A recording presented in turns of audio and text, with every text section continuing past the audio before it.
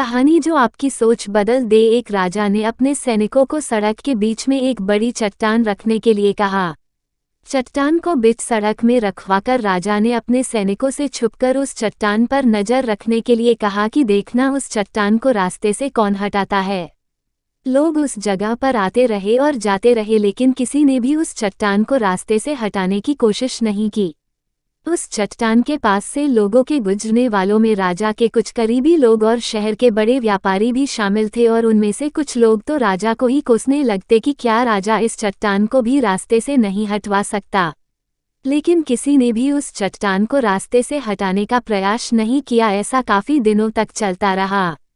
एक दिन एक किसान अपनी सब्जियों के साथ उधर से गुजर रहा था। उसने चट्टान को रास्ते में पड़े देखा और सोचा कि सबको इस चट्टान की वजह से कितनी तकलीफ हो रही है। उसने अपनी मजबूत लाठी से उस चट्टान को एक तरफ धकेलने की कोशिश शुरू कर दी। काफी कोशिश के बाद वह उसे सड़क से हटाने में कामयाब हो गया।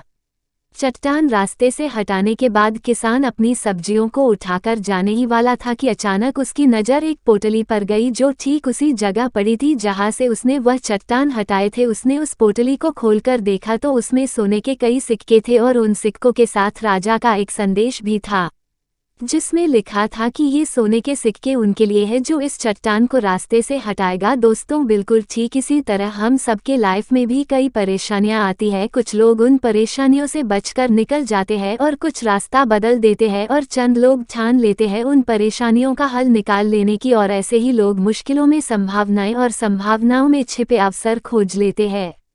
मजबूत इरादे और नेक दिल के साथ किए गए कोशिशों के परिणाम हमेशा ही अच्छे आते हैं। इसीलिए जीवन के परेशानियों से घबराओ मत, बल्कि उन परेशानियों को हल करने की कोशिश करते हुए जीवन सफर में आगे बढ़ते रहो।